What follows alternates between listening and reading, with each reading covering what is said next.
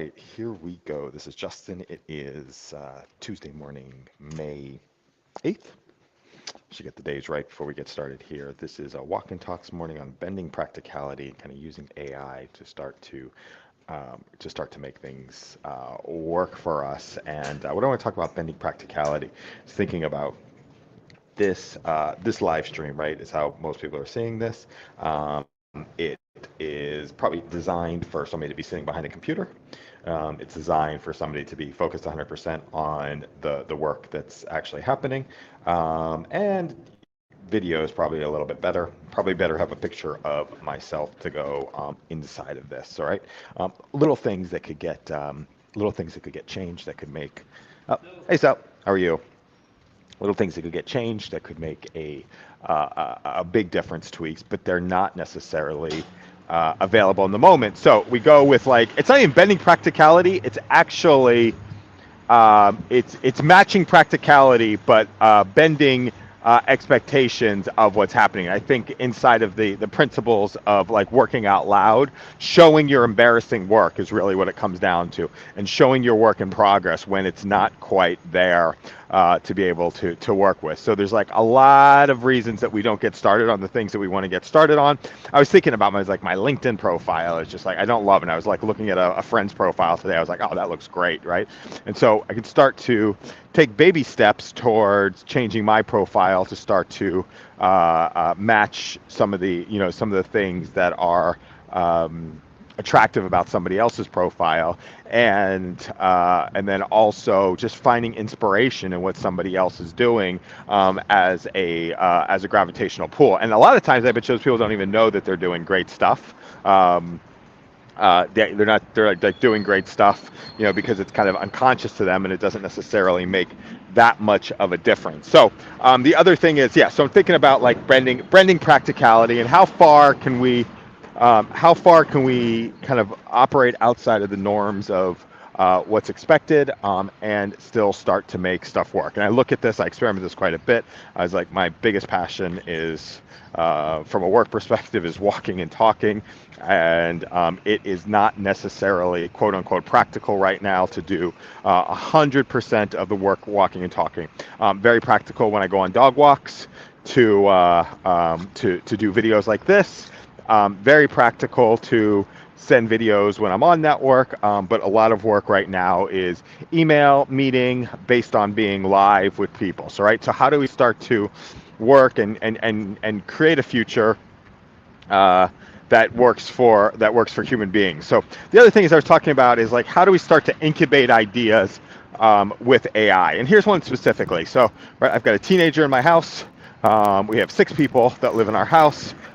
Pretty much everybody has strong opinions and about what is how things should operate and how things should work. And so that leads to some confrontational conversations that happen inside of the house, and frustrations being expressed. So I've read the book Nonviolent Communication, or started a couple of times, but it was, when you're reading a book, it doesn't necessarily jive with, like, what the situation is going on in the moment, right? Like, when we're in a heated battle, reading the book isn't necessarily going to solve the problem that we need to solve.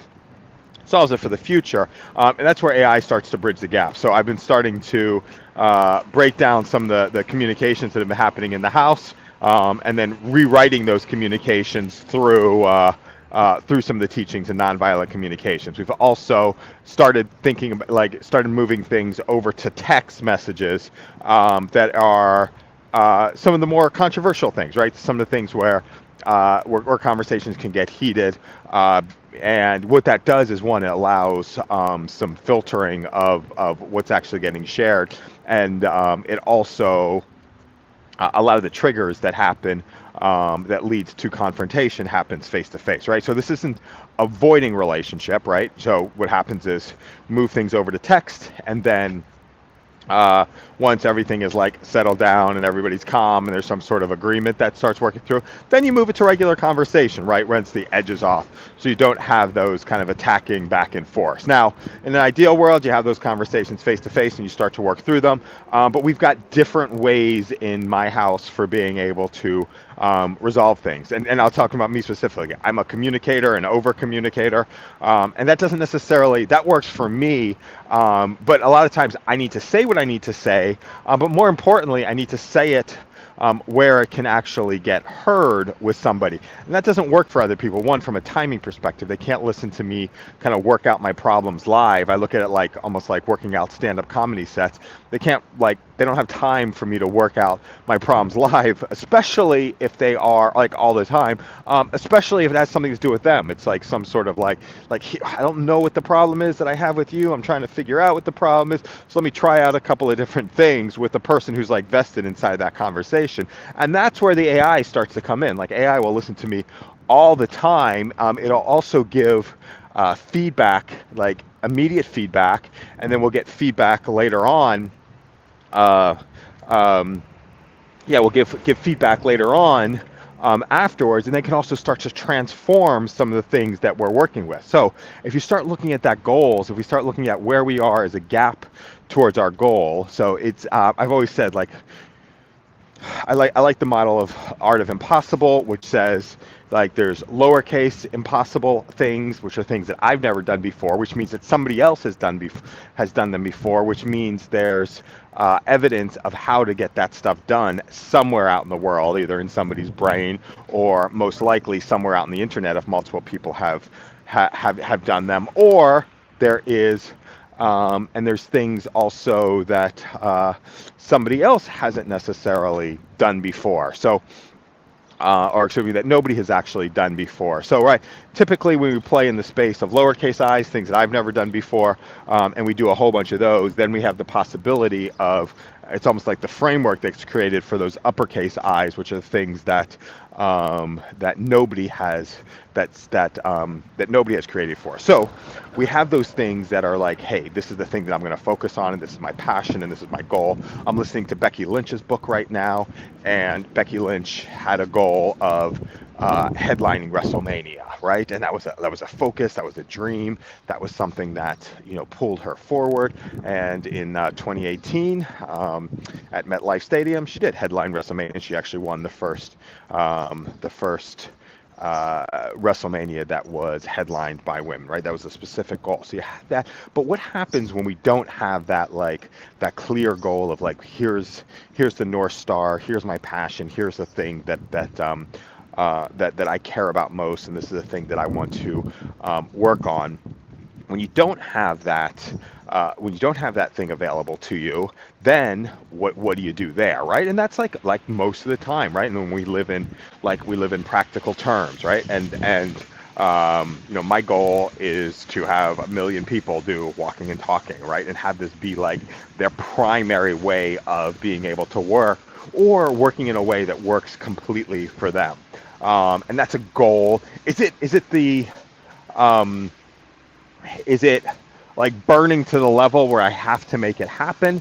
No, I was like, my time with, I'm saying, like, health is more important. Family is more important. Personal relationships are more important to that, right? And it's not a goal that we'll work on. That's kind of a impractical goal at the expense of everything else.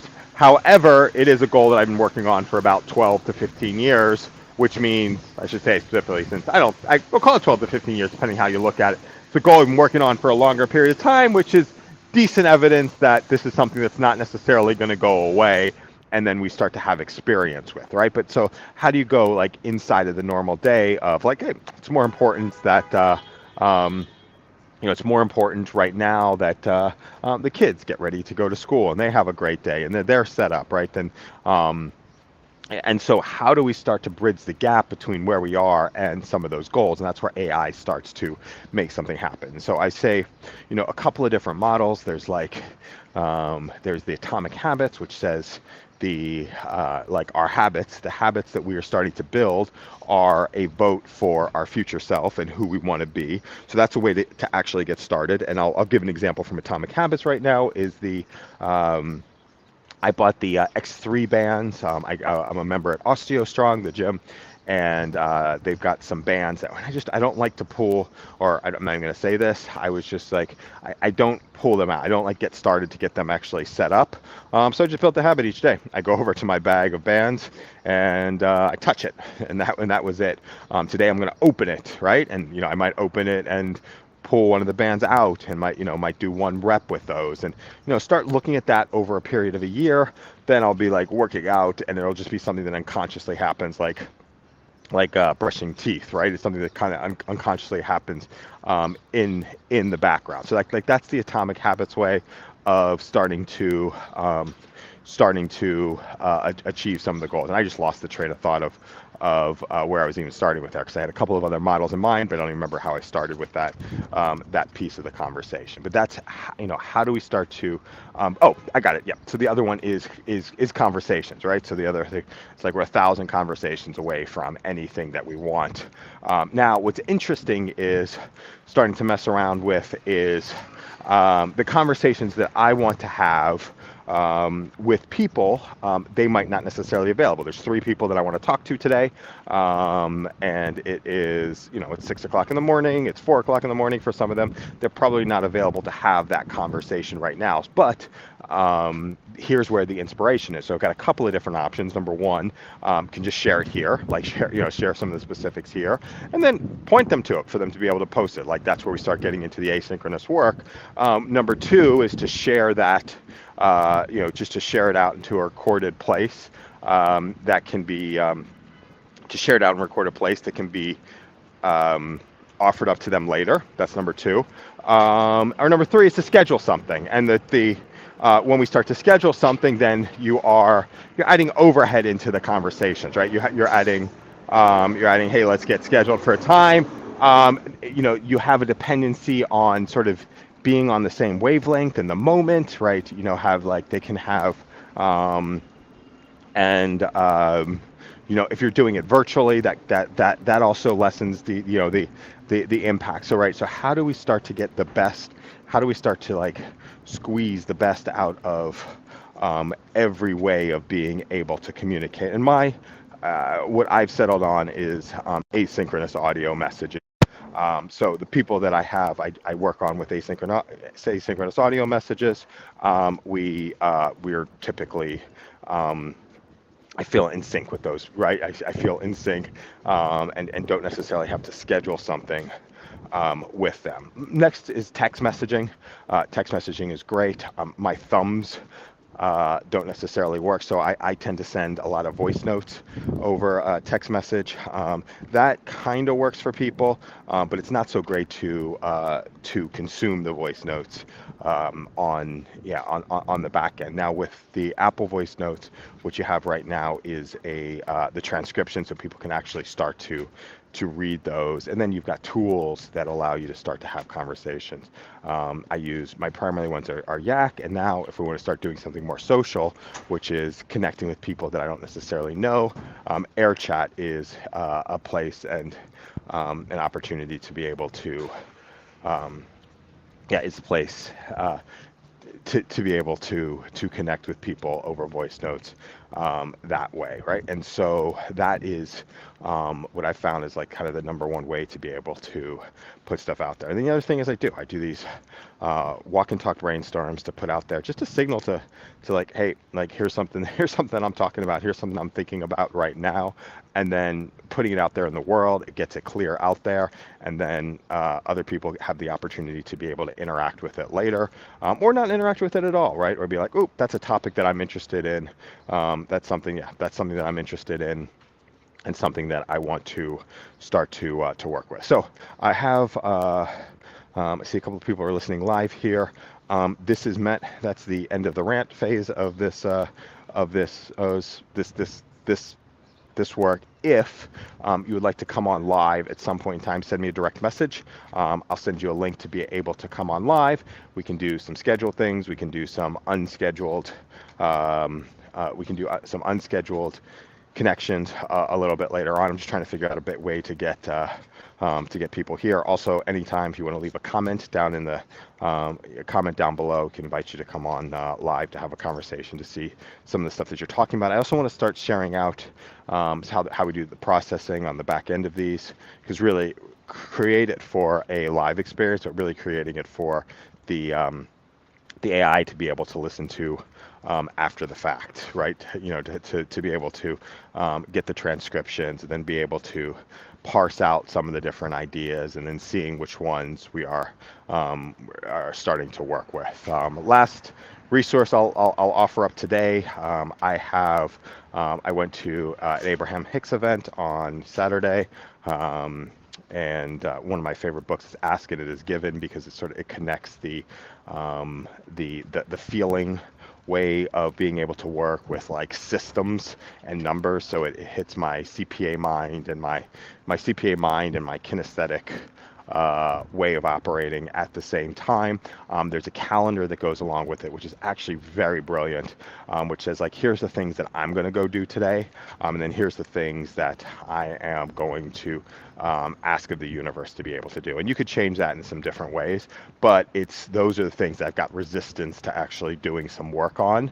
Now it might be asking somebody else to do it, or it might be just allowing it to start to come in, but it takes the pressure off of doing things that aren't necessarily that don't necessarily feel right to do for whatever reason that we might not necessarily know. I think that's where we start calling it procrastination. And I think there's a gap between there's procrastination that's like healthy procrastination, which is like, hey, we're not doing this for a valid reason right now, or we'll call it the unhealthy procrastination, which is we're not doing this because we're scared of something else, right? And to divide between those two is a little bit more challenging. So thanks a lot for joining this. Again, please send me a DM if you are listening to it, if there are some specific topics that you want to see or some of the updates, and we'll take it from there. Have a great one.